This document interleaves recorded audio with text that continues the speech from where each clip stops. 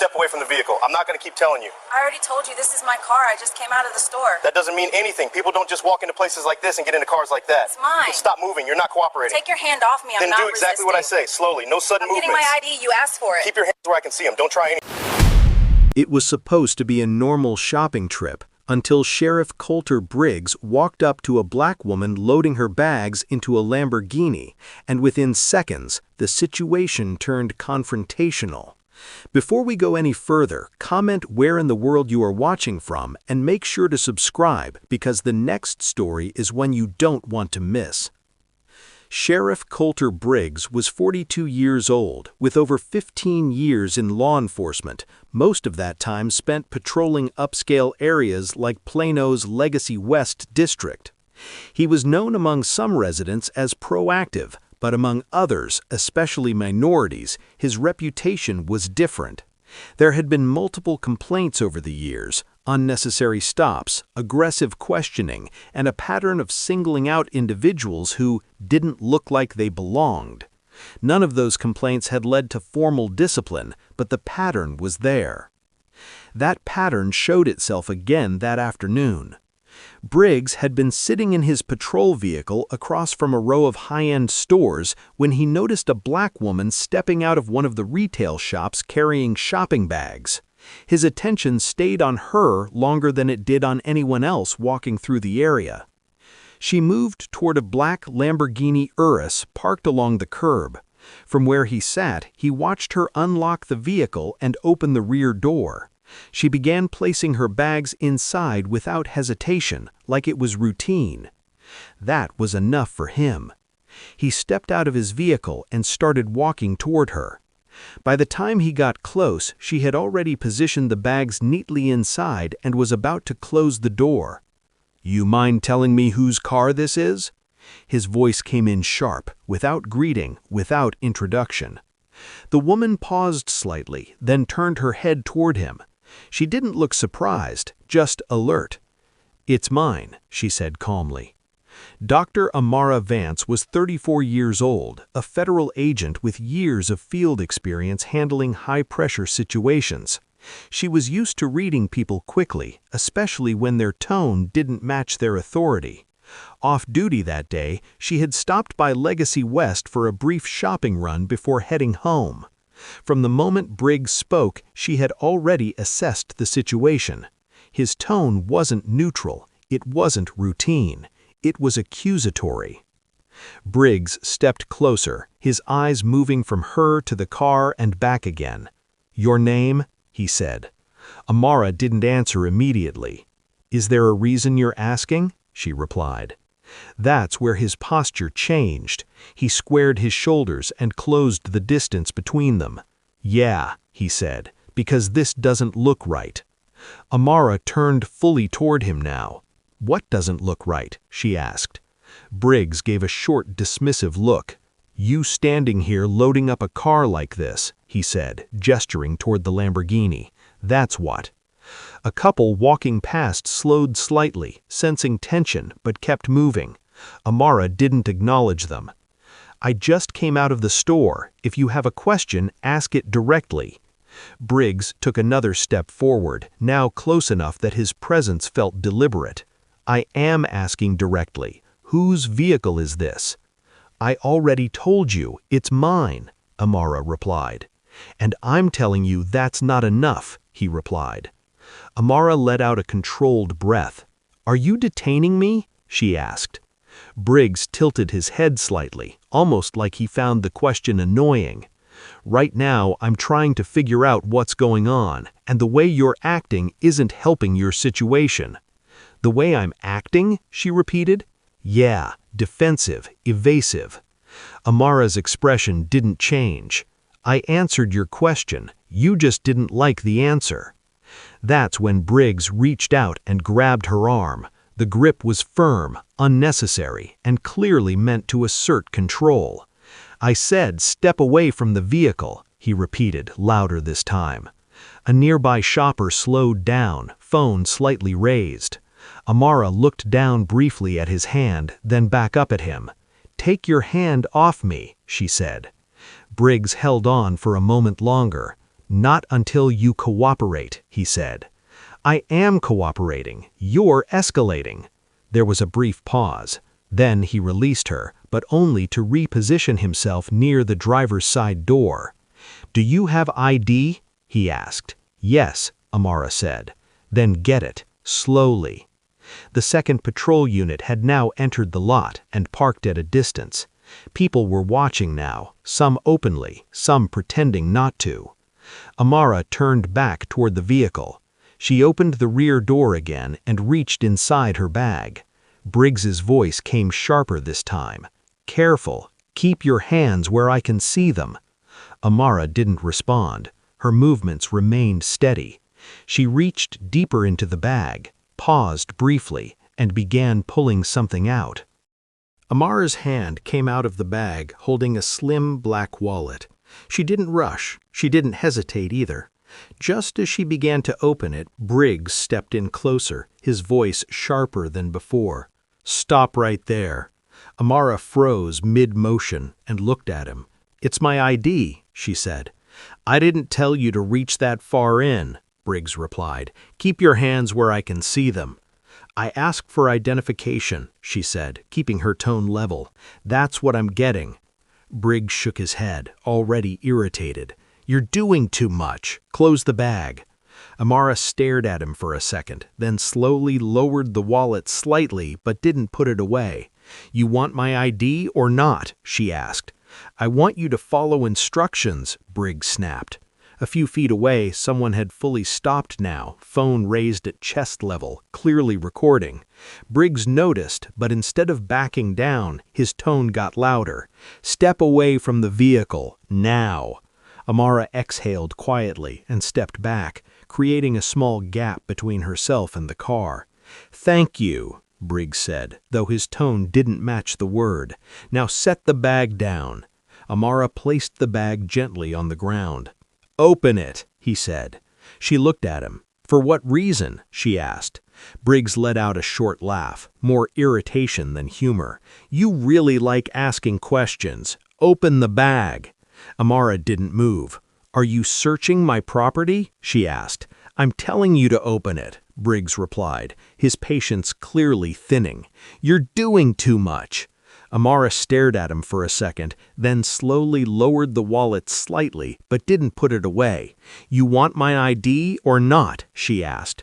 "I want you to follow instructions," Briggs snapped. A few feet away, someone had fully stopped now, phone raised at chest level, clearly recording. Briggs noticed, but instead of backing down, his tone got louder. "Step away from the vehicle, now." Amara exhaled quietly and stepped back, creating a small gap between herself and the car. "Thank you," Briggs said, though his tone didn't match the word. "Now set the bag down." Amara placed the bag gently on the ground. "Open it," he said. She looked at him. "For what reason?" she asked. Briggs let out a short laugh, more irritation than humor. "You really like asking questions. Open the bag." Amara didn't move. "Are you searching my property?" she asked. "I'm telling you to open it," Briggs replied, his patience clearly thinning. "You're doing too much." Amara kept her posture steady. "I haven't given you a legal reason," she said. That was enough. Briggs stepped forward quickly and grabbed the bag himself, pulling it open without waiting. Inside were neatly packed items, receipts visible, tags still attached. He barely glanced at them before tossing one item back into the bag. "Where did you get this car?" he asked again. "I told you, it's mine." Briggs looked up at her, his expression flat, but his tone loaded. "Yeah, I heard you. I'm asking again." Amara didn't answer immediately. She could feel the attention around them now. More people had slowed down. A second phone was visible. "You're not listening. You're repeating the same question, expecting a different answer." Briggs stepped closer again. "No, I'm waiting for the truth." Amara's eyes narrowed slightly. "That is the truth." Briggs leaned in just enough to make it uncomfortable.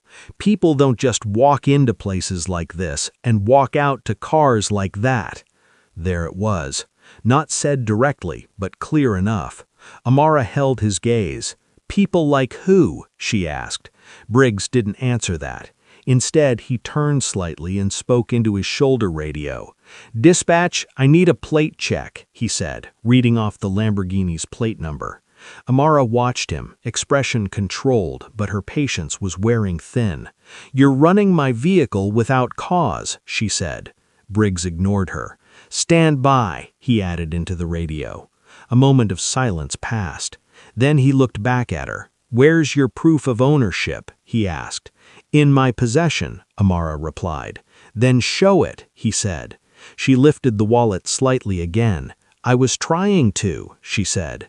Briggs stepped forward again, quicker this time, and grabbed her wrist, not as tight as before, but enough to stop her movement. "I said slow," he warned.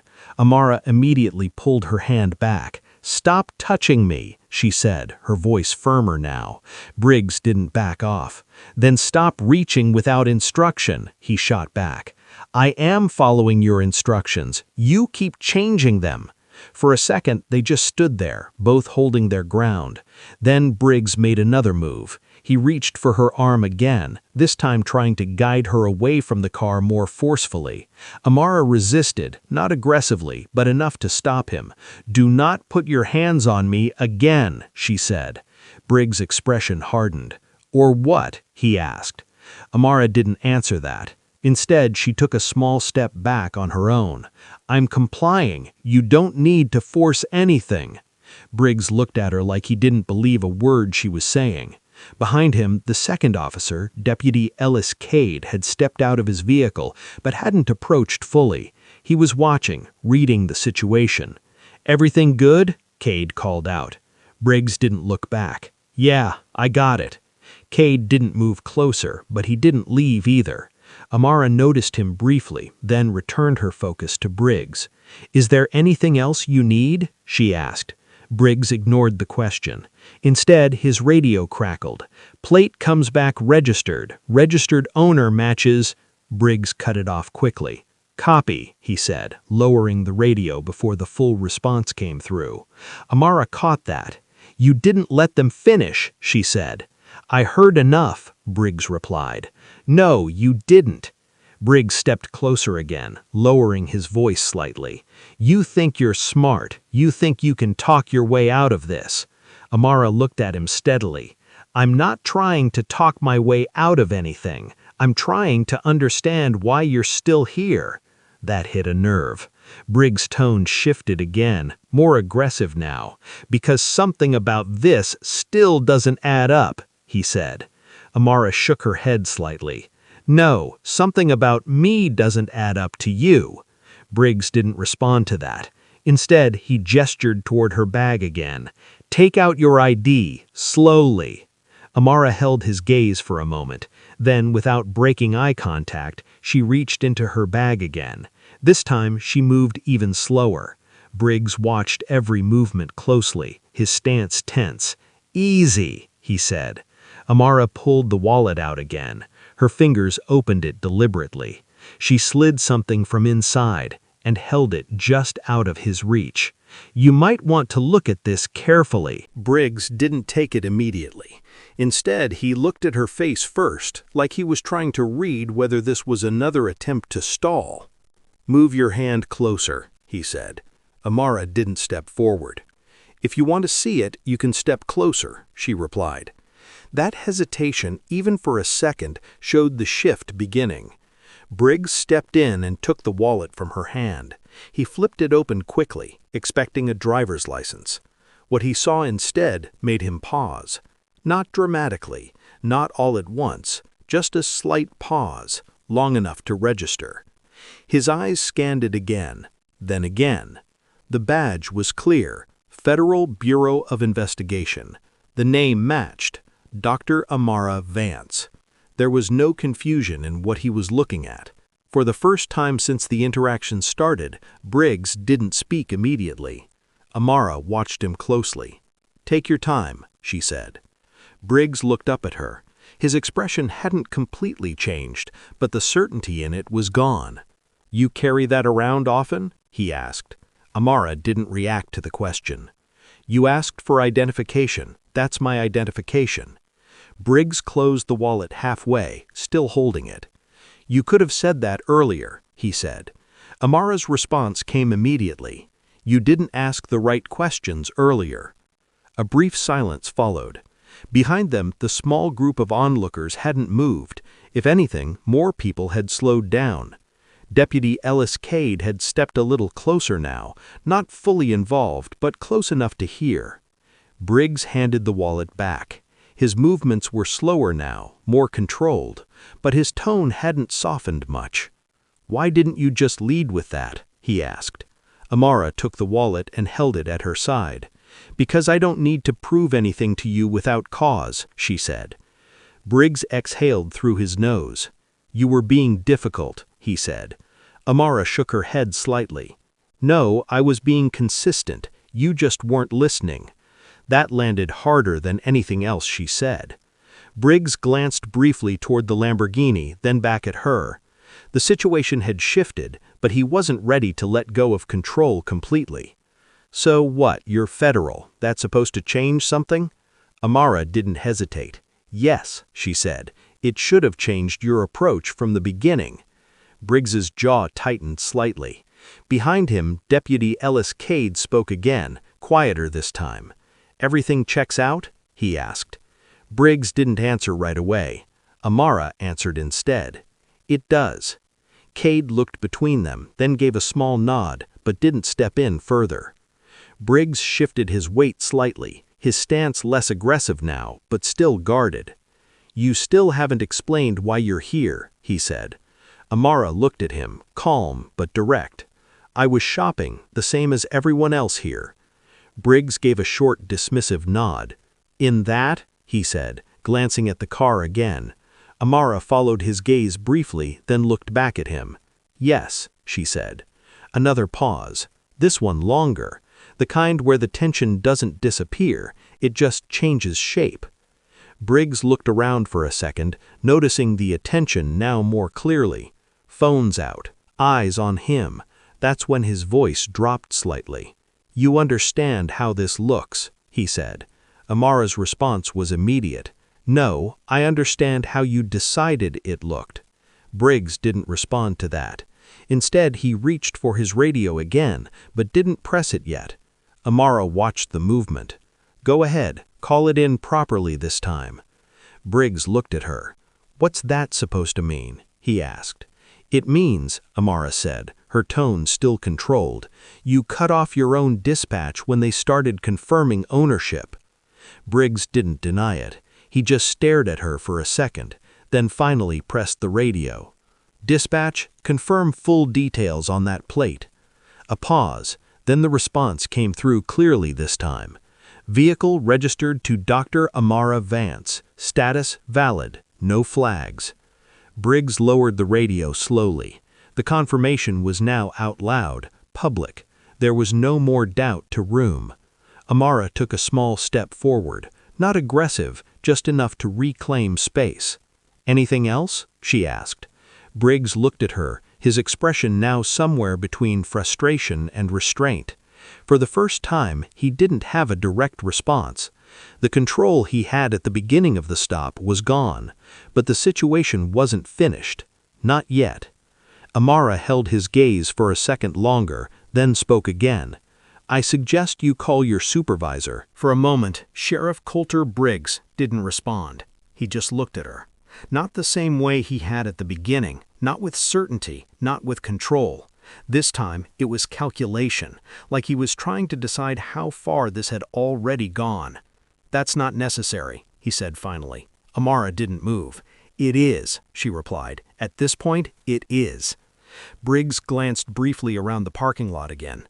More people had gathered, not close enough to interfere, but close enough to see everything clearly. Several phones were still up. Deputy Ellis Cade stood a few feet behind him now, no longer pretending this was routine. Briggs lowered his voice slightly. "We've already verified the vehicle," he said. "There's no issue." Amara's response was immediate. "There is an issue," she said. "You approached me without cause, made assumptions, escalated physically, and interfered with my movement." Briggs's jaw tightened. "I was doing my job," he said. Amara shook her head once. "No," she said. "You made it personal." That landed. Cade shifted slightly where he stood, but didn't interrupt. Briggs looked at Amara again, then down briefly, then back up. "You're taking this further than it needs to go," he said. Amara didn't raise her voice. "You already took it there," she replied.